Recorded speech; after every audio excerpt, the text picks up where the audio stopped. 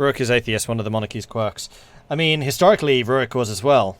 And the story behind how Russia chose its religion is kind of cool. Basically, Rurik called a priest from Christianity, Islam, and Orthodoxy to basically have a big debate and try to convert him. He didn't like the Christian one straight away because they basically demanded chastity and not to drink. And he basically kicked that priest out. He really liked Islam because it was much more militaristic and martial, but disliked the fact that you couldn't drink alcohol. Then Orthodox was basically left.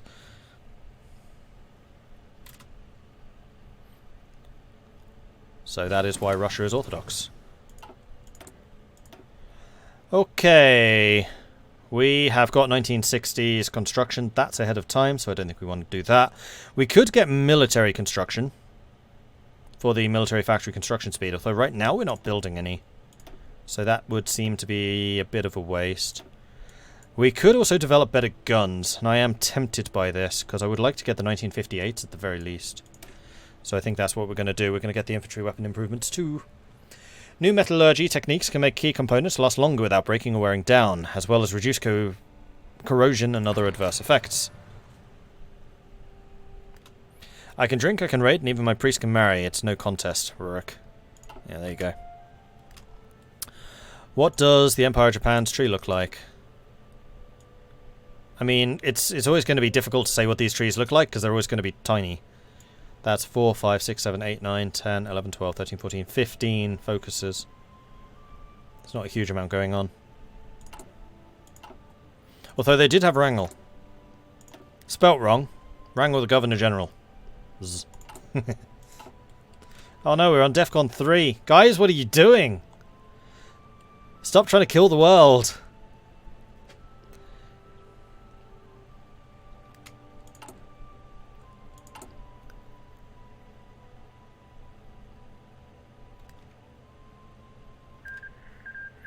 The Italian Empire has defeated Yugoslavia.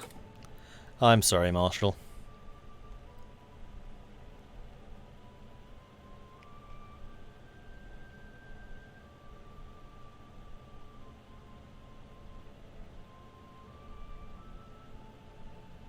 Oh, it's a monthly rate. Yeah, okay, those are going to take a while to trend upwards. I'm glad I got these going early.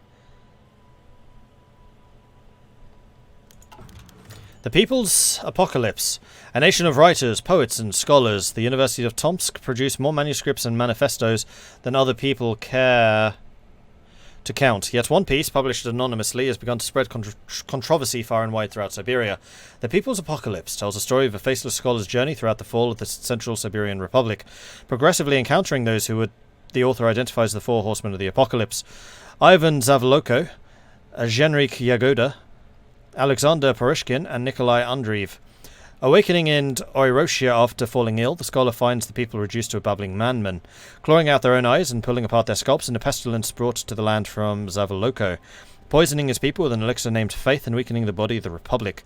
Chased away by the blind and the corrupted, the scholar soon finds himself witness to the land being set ablaze and free thinkers abducted and persecuted by Yagoda as blue-faced demons wage war against the people. Fleeing the slaughter, they come to the endless roads buried under living skeletons, famine consuming the land. Purushkin's terrible betrayal before finally witnessing Andrew's betrayal at Krasnoyarsk, piercing the heart of a nameless soldier embodying the noble republic. Condemning the four men as bringing the end of the promised people's realm, the story ends with the land destroyed and all four being consumed by madness under the weight of their own evil, turning to stone as hideous reminders of their deeds, though it is left unanswered whether anyone will survive this end of days to remember what has been lost. A haunting tale. Yeah, I'm pretty sure that growth is after the first tree. This is still like the stabilization phase. Your life for the king.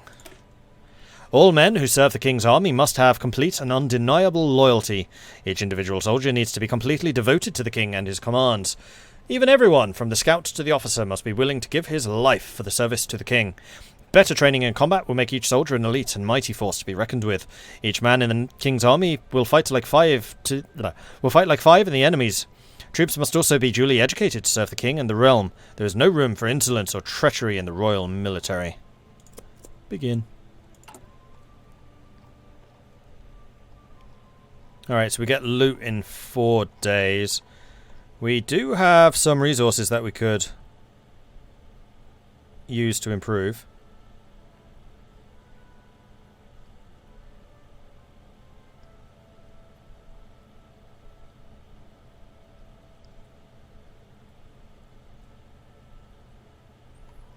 But I don't think I need to do any of those just yet.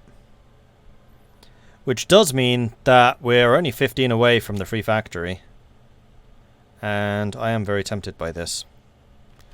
Warlord development. Is that another permanent? No. Pretty sure it won't be. So yeah, we definitely want the factories. They are permanent, right? Or maybe there's like a 50% chance of permanent factory. Industrial investments. For 60 days we cost consumer goods. Effects when removed, one of those 4. And those are permanent. So either off-map civilian factories, or we get civilian factory and military factories. Now the downside to that is it doesn't add a slot. It's just the factory. Although we apparently have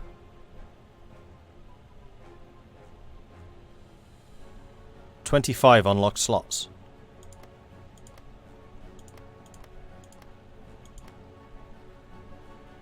Interesting. Oh, culture is a thing. Interesting.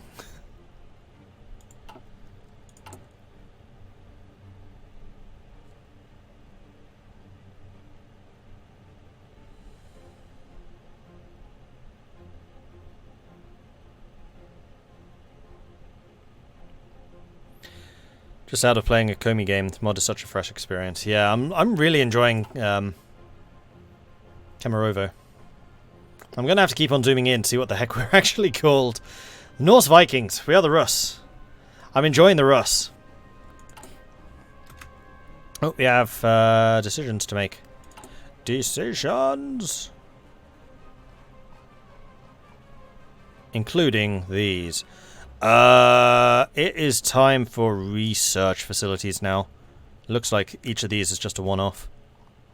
And no raids available, unfortunately. Then, have any of these reset yet? Does not look like it. No.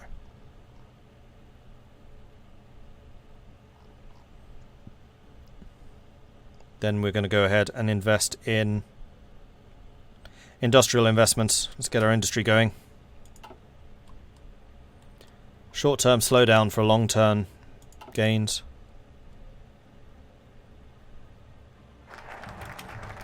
Your life for the king. Done. So now we can go for defensive doctrine, wartime industry, and then a choice between columns of tanks or lines of infantry. With the current state of Russia, invasion could come at any time, anywhere. Fortifications, watchtowers, and radar stations must be constructed in easily defensible positions so we know when and where an invasion is coming. With our enemies most likely outnumbering us, the army must be trained to defend and ambush. The kingdom must always stay on guard. In the forts, the bunkers, the trenches, our enemies are on all sides and cannot be given any advantage. A severely undefended Kemerovo will be turned into a fortress. Yeah, I'm kind of leaning towards tanks out of those choices, simply because we kind of lack the ability to produce those. Although this is one whole division of infantry, at least. I mean, 250 towed artillery is a lot of artillery. And we don't, at the moment, have any templates for tanks.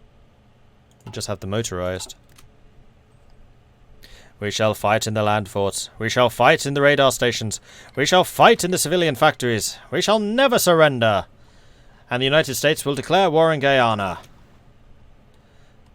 Picking your targets carefully there, America.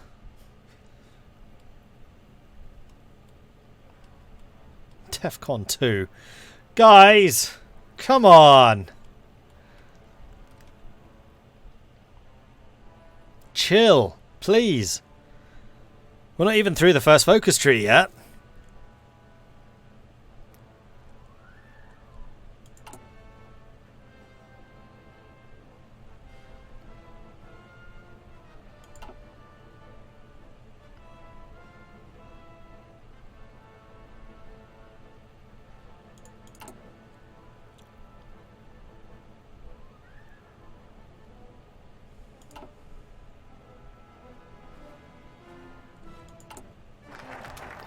Okay, defensive doctrine. Done. So now we can get the wartime industry, then the columns of tanks, and then we can start on the King Society stuff. This one does add a building slot, and also another 7.5% consumer goods. While our men may be well trained, they are nothing without weapons. To keep up with the expanding army, we must continue to grow our military industry. We'll be no match for the oncoming conflicts if we do not have enough guns or supplies for our troops. We'll focus on arms production, mass-producing weapons and ammo for the troops on the front lines. What industry must also be prepared for war. If more weapons are produced than the consumer goods, then so be it. A man without a gun is nothing. And you are ready for deployment. And then I also want you training.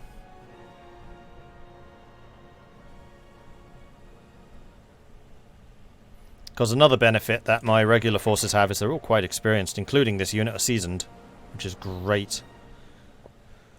The 1st Rurik Division. No, I like it. Meanwhile, my stability is absolutely tanking.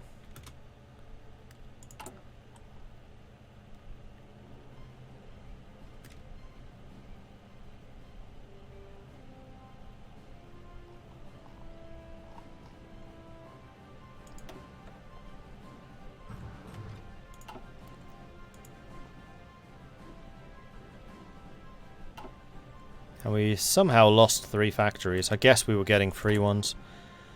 Right. Scavenge for loot. I wish that was kind of like Mifo, where it just keeps going until you tell it to stop.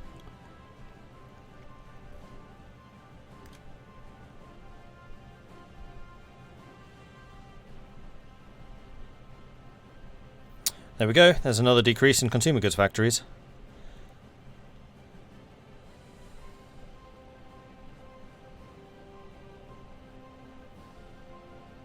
Or construction speed. Let's do the construction speed first. National focus completed. Wartime industry. Okay.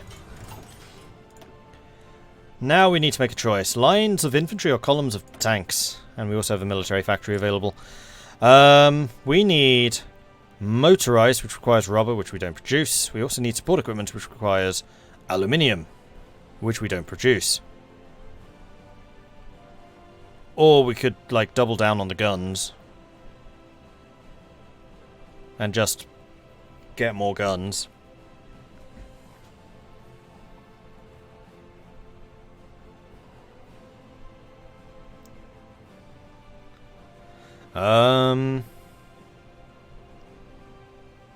Yeah, production first, then we'll think about the tanks. I mean, part of why I'm doing this is because I want to know whether it's actually going to be feasible for me to produce support equipment and motorized, and right now, no. And this will give us, so it doesn't give us motorized, but it does give us support equipment. Artillery we can produce for ourselves. Anti-tanks I think we can produce for ourselves. Let's just see what those cost. Tungsten and steel. Yeah, see, tungsten and steel we can do. That's not a problem. So the only thing we're gaining from that is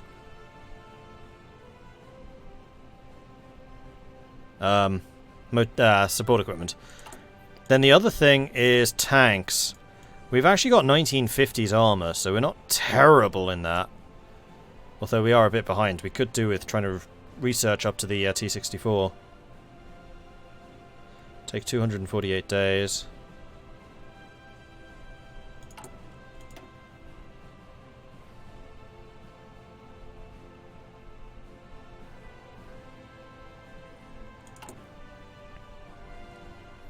I'm actually wondering, do we want to be a little bit cheeky here?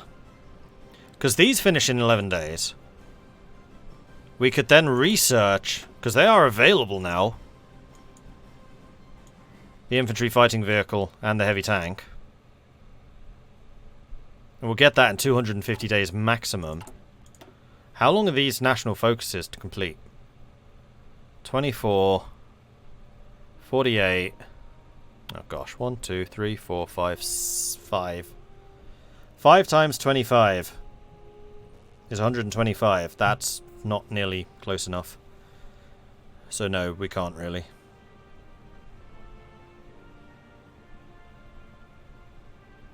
Yeah, it's got to be tanks, really. The units are so expensive. To defeat those who oppose us, we must fight with the strength and determination. What is stronger and more determined than a tank?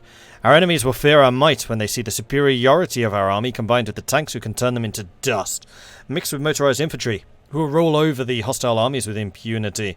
However, armoured divisions may take a while to train, but the reward once we mobilise them will still be immense. We will have the speed and the strength not just to defend, but also to conquer.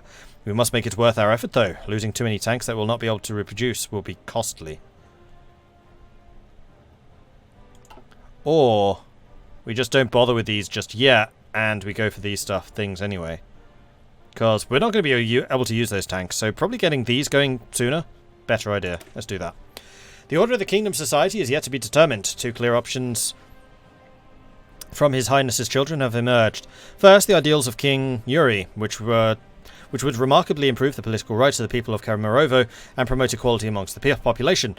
Alternatively, Princess Lydia offers a more pragmatic vision of Kemerovo's society, which would entail closer links with the military and an enforcement of a strict hierarchy to ensure stability. Whoever King Rurik decides to follow will have an increase in their power and influence within the realm.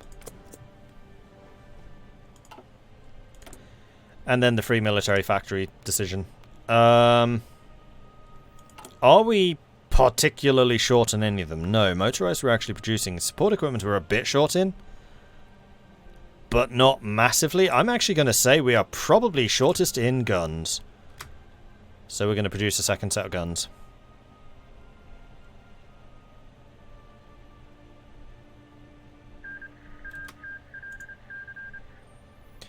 Meanwhile, any raids? The United States of America and their allies have defeated Guyana in the American policing action. Sure. If that's what you want to call it. Wait, I could do another set of schools. Interesting. So those do recycle. And we got another military factory. Right, so now we're going to go for the support equipment. We're not going to be very efficient because we are lacking that one aluminium, but that's a third, basically. A third off. Let's see if the penalty is actually a third. Lack of resources, minus 5%. Oh, okay. Barely affecting us.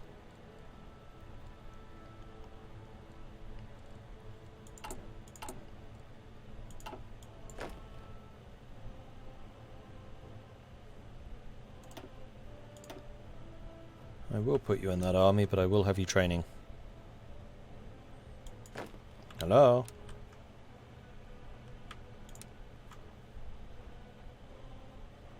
Okay.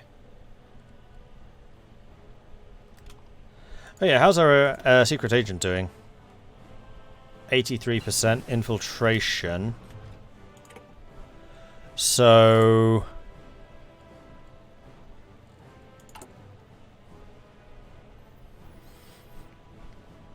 yeah, we need 2 operatives for any of these. We ain't going to get 2 anytime soon.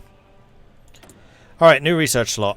So, do we want to try to research the new tanks, at the very least? Or just not bother?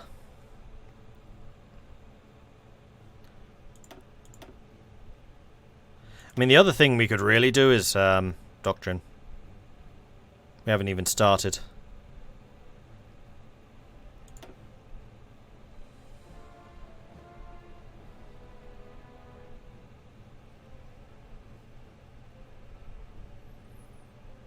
Yeah, well, researching the tanks is going to take 250 days. We get to that focus in 125. Researching these is actually of limited use because we can't produce them.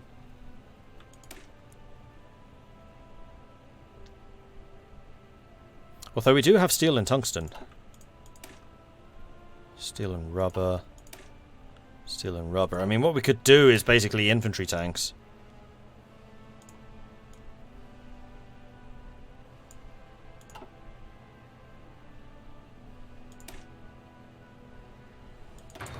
Alright. And we also need to make a decision here, though not necessarily right now. Can't believe I'm not taking the industry first. This is weird.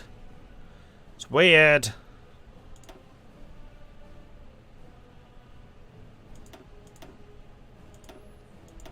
Artillery. Ah, now here's a thing. There is no 1960 howitzer. Or AA. Interesting.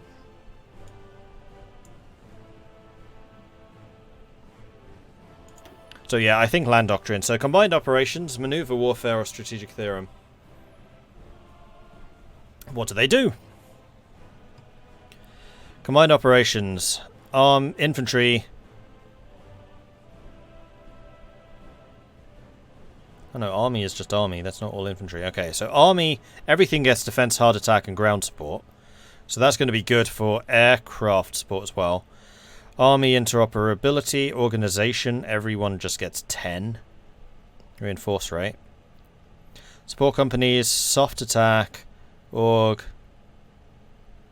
recon, air superiority, ground support, line artillery, tanks, ground support. There's a lot of air support stuff going on here. Naval's going to be basically pointless. Air support could be good. Or we can go for maneuver warfare. Tanks and variants, breakthrough, division speed. I'm not convinced we're going to have the economy for this. Massive bombardment, artillery. Recover rate. I mean, we could go down this side. They're not mutually exclusive until we get down to this. So we could go down this path. Just for the massive tank bonuses. Sorry, for the massive artillery bonuses. And they are pretty massive. Although we don't have line artillery. We have support artillery. But artillery is likely because we have a lot of tungsten. Steel and tungsten is what we do. Motorized infantry. Planned assaults, max planning, supply. Versus planning speed. Organization, soft attack. I mean, max planning is something I really like. So planned assaults through the maneuver warfare.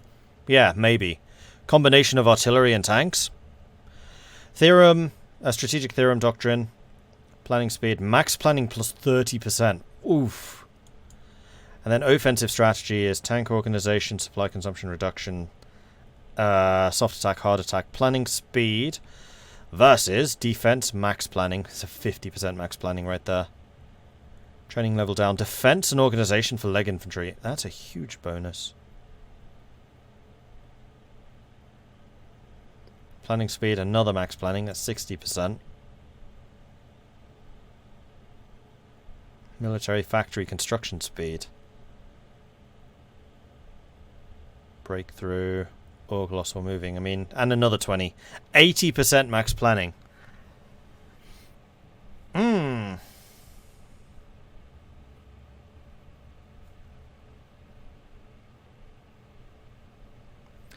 So, I'm not convinced that we're going to have a very good air force. I'm going to say that right now. Because we have no source of rubber. However, tanks, we have oil, so it's doable. Or high planning offensives. Like 80% planning is an enormous amount.